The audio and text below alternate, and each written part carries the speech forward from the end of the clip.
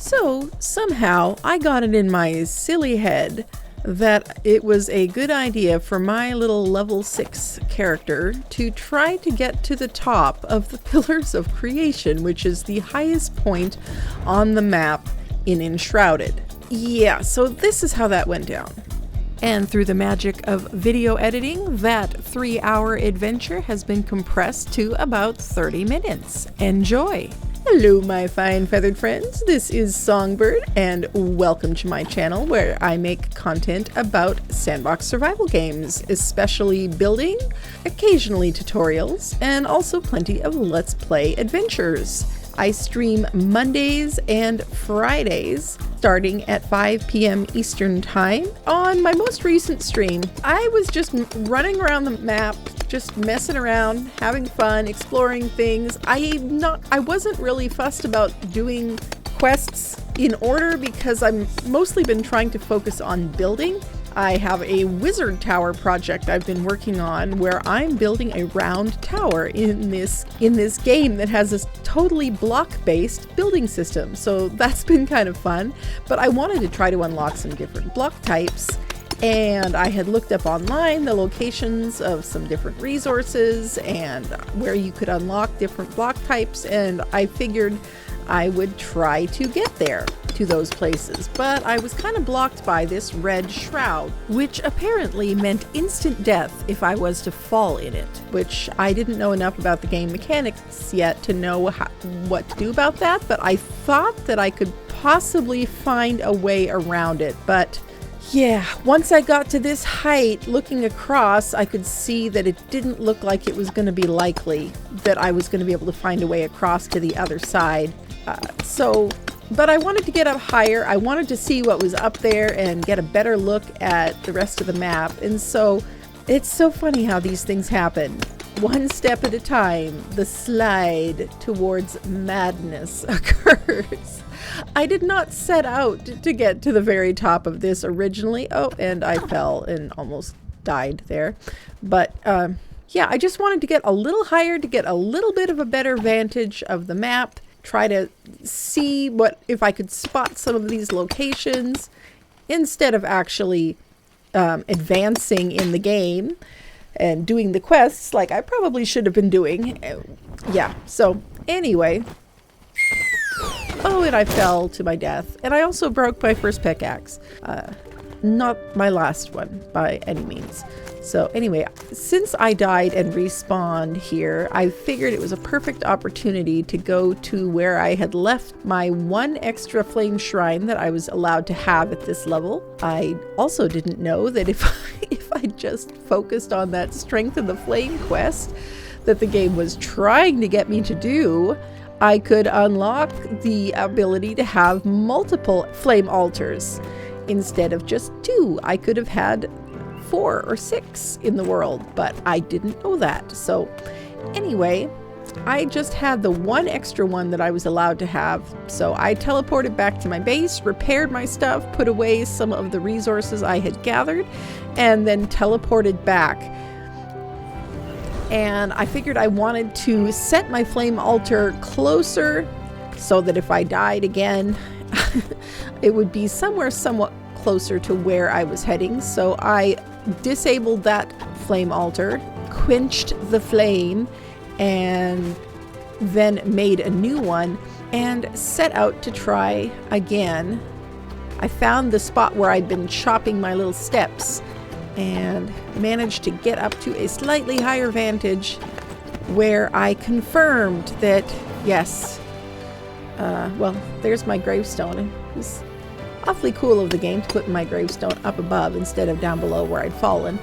But yeah, red shroud, as far as the eye could see, it didn't look like I was going to be able to get to the locations that I had been wanting to get to, but I could see that there was desert over on this little plateau that was next to me, and I hadn't been to any other biome so far other than the starting forest biome, and obviously the shroud. And I was really curious about that, and so I figured, you know what, let's just cut some steps. Let's mine my way over to there and see if I can maybe unlock some sandstone blocks or you know, get a hold of some different resources to make some other different things.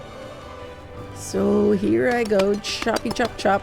Somebody in chat told me that it reminded them of Diggy Diggy Hole, the song about dwarves. When I was back at my own base, I had actually made, in addition to repairing my pickaxe, I made 2 extra ones. So I had 3 pickaxes on me. And of those, I'd now broken another one.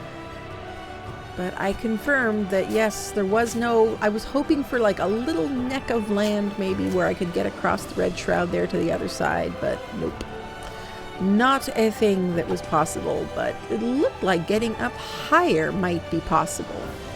So I headed back to base to repair my stuff yet again and put away some of this craps. Because I don't like collecting resources in games. I don't like having to focus on collecting resources. So I've found that if I just never throw anything away and I just keep everything that I find in my travels and loot things really thoroughly, that it helps reduce the number of resource runs I have to go on. So yeah, so I had a total of 3 scrappy pickaxes on me now. And here is the entrance to my little wizard tower. I've been placing mossy stone around the base too to make it look more organic. So extinguished the flame on that altar too so that I could place it higher up. Gathered some of this. No idea what to do with it so far, but hey, a new resource that I hadn't seen yet. And oh look, a bird that I hadn't seen yet. Very cool looking little bird. And these cliffs looked different, but the only resource they were giving me was limestone. And it didn't seem like it was unlocking anything, so I had to find a couple boulders of regular stone in order to craft a new flame altar and chop down the big tree that was there, but it just gave regular wood, and the dried out aloe vera plant things were just apparently a source of plant fiber in the desert. I do appreciate how high you can jump in this game. That made it so that the stairs that I built didn't have to be realistic at all. I was gathering all the new resources though, just to see what they were. Apparently sugarcane is a thing in the desert, and also peppers. And found a little camp here and decided to do a little bit of sneaky sniping. Took a little bit to figure out how to hit those guys from so far away, but then once I did and saw that they were level 18, 3 times my level, I decided that discretion is the better part of valor, and I beat a hasty exit. Thankfully, they didn't follow me. And I like having an extra flame altar in my hotbar sometimes because it can make an easy way to zoom out and see around myself, which apparently there is a way to do that with the camera, but I just wasn't aware of it. Somebody told me later on though in my comments that apparently you can hold Z and use your scroll wheel to zoom out, but I did not know that. Learn new things every day. If you would like to help me learn about this game and all of the many ways in which I am playing it wrong, feel free to come join one of my live stream chat sections and hang out with us. As long as you're nice about it, I am always happy to learn something new. It's one of the reasons I like playing this kind of game, actually, is because they kind of scratch that same itch for exploration, that same sense of curiosity that can be kind of hard to recover as an adult. A lot of times you get so busy with daily life that you don't get to feel that thrill of exploration and learning something new as often. So that's what I enjoy about sandbox survival games. I love to explore a new environment and figure out mechanics that I'm not familiar with. I could see the desert, which I hadn't been able to see before, and it looked really cool. I was halfway tempted to just forget about climbing higher and just huck myself off and glide down there and see what was going on down there, but I kind of had a suspicion that everything would be much higher level than I was ready for. And I was still kind of curious about what was higher up on this mountain. And also, once I'd gotten it into my head that I wanted to get all the way up to the top, well, my stubbornness kicked in and I just couldn't give up. I couldn't quit the stream until I had accomplished that goal, even though I was starting to get tired and hungry towards the end there.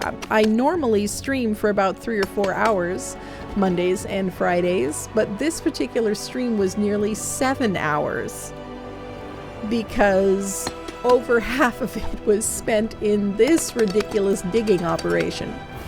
Rather than being so close to the side, I decided to try tunneling through a bit. And that was kind of fun, but I had to be careful not to just huck myself out the hole and end up falling down the cliff. Red Dawn. And more desert with some peppers to collect.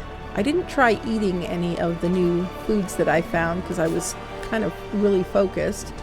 I did try hunting some of the birds though, since it seemed like in most games, the animals in Enshrouded exist for one of about 2 purposes. They are either hazards to be conquered or avoided, or they are a resource to be exploited and or harvested. And that's pretty much it. That's actually one of the things that I enjoy about games like Ark and Pal World, is that the creatures feel a lot more alive. They're not always the same creatures spawning in the same places and behaving in the exact same way. You might come to a place one day and see one type of creature and come back another day and see completely different types of creatures. And their AI is a lot more dynamic. It depends on their environment and what other creatures are around and a lot of different things like that. I love how they just feel more real. They feel like they have personality. And it seems like in a lot of games that don't have some kind of a taming mechanic, the creatures just don't feel like they have that kind of personality. I had kind of thought that, oh, I can kill 2 birds with 1 stone here. I can mine some of this copper, which is surely good for something, even though I haven't figured out exactly what yet. I can mine copper and I can make my steps upwards at the same time. But I didn't realize that the copper ore was a lot harder than the plain limestone, so it took a lot longer to carve steps through there. Thankfully, I had a lot of water and honeycomb and things like that on me that give a little bit of a stamina boost. So I was taking those as often as I could remember to take them, just because the stamina regen was kind of slowing me down. And there goes another pickaxe.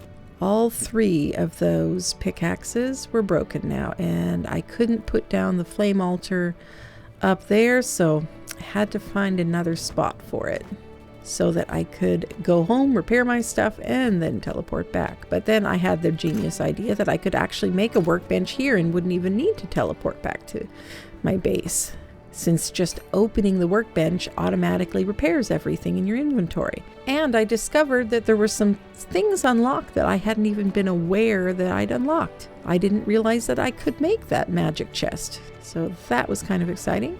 And then the fact that the flame altar, that the barrier around it was going right up to the cliff, gave me an idea that, oh, wait a minute here. I could make some steps in another way. I'd already dug out steps, but at least this way I could have a little bit of a guardrail next to my steps, so I didn't feel like I was going to fall out to my death any minute. And then when I got to the end of those, I could make some little parkour kind of steps. Since my character can apparently jump about her own height. But yeah, I said several times during the stream that I bet there's some easier way to do this. Probably around the other side of the mountain there's a nice road or something that you can just follow to get to the top. But I didn't know what easier way there might be, And rather than spend a lot of time looking for one, I just figured I could spend that time just hacking away at the rocks instead. And so yeah, I stubbornly kept at it, even though it was probably kind of stupid. But then again, I don't claim to be an expert in pretty much any kind of game. I found a structure over here, but it seemed to be unoccupied. But yeah, even when I make tutorials on games, it's not because I see myself as any kind of an expert. I see myself as more an enthusiastic student rather than as a teacher. I like to share the things that I've learned.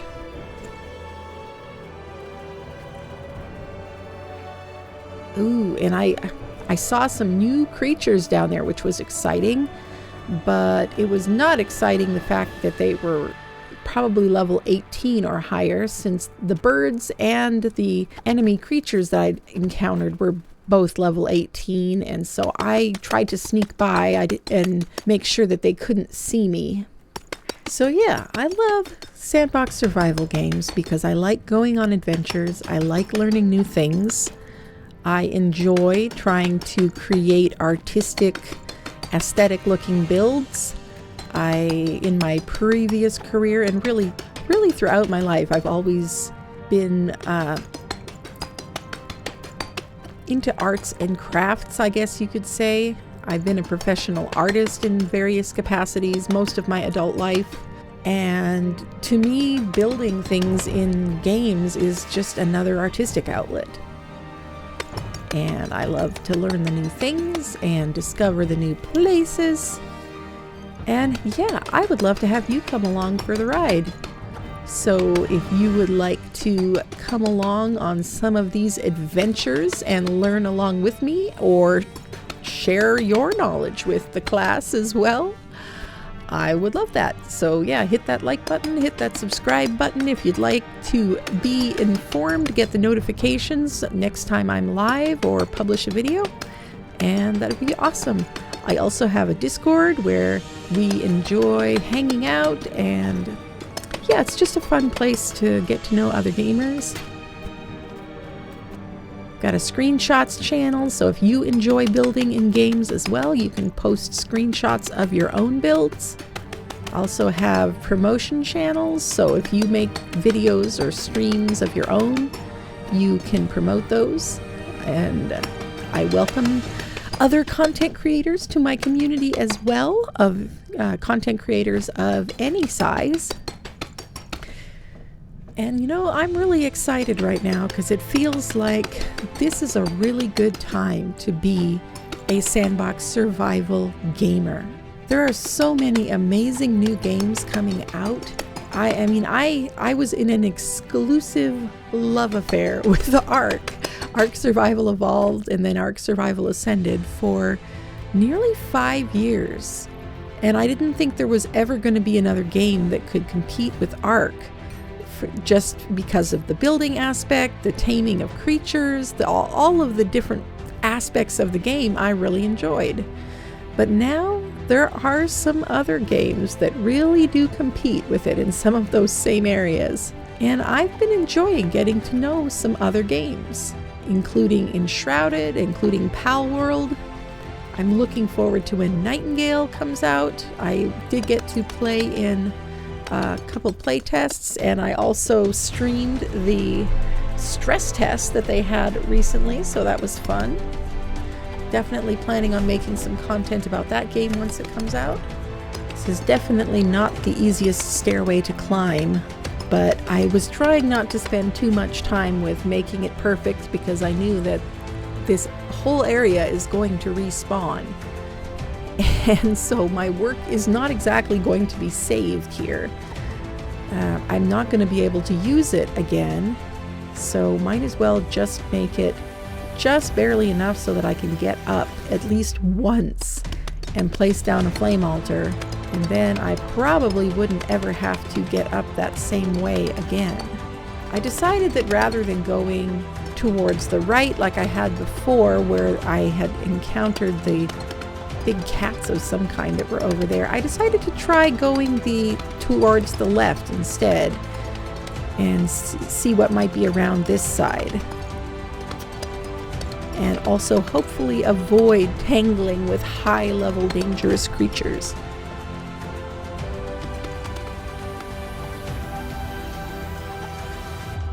I saw that there were some of those enemy creatures over there, and I didn't know if they were going to see me and attack or not.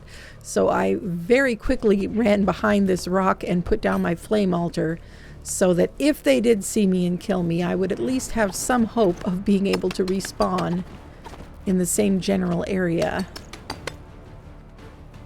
Thankfully, though, they did not see me.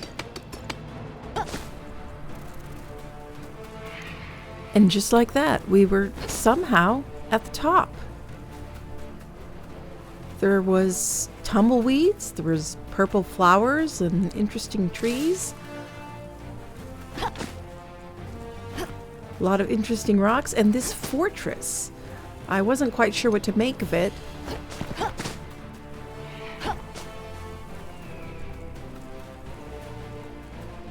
Figured it probably had enemies in it.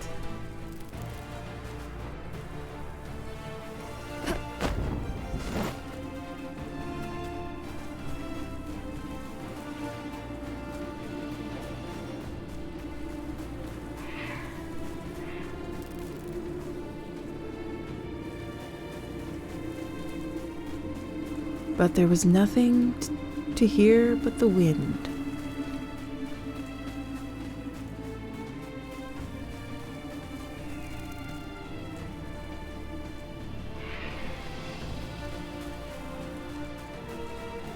And nothing to see but an absolutely stunning view in every direction.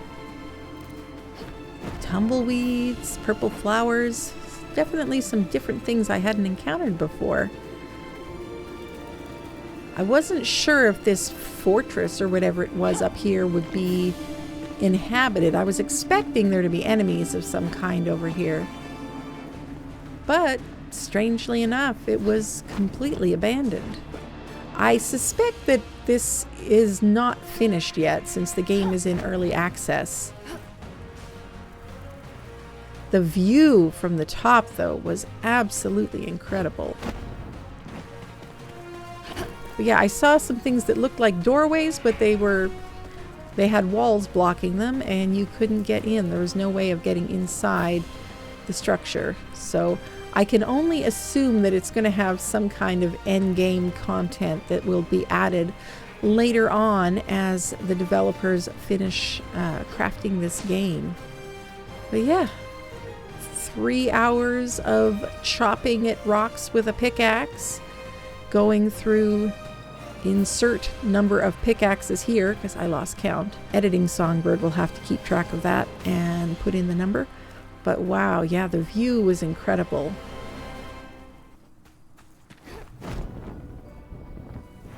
We made it to the top, even if it's a little bit anticlimactic since the building's cool. The building is very cool. But I thought that there was going to be something up here other than just empty building. Kind of glad though, because if the building wasn't empty, oh, look, you can crawl under here. If the building wasn't empty, I'd probably be dead by now. Wow. This is definitely the place to huck yourself off of, though, to get to any point on the map. Definitely. Can you believe the size of this map? This is insane.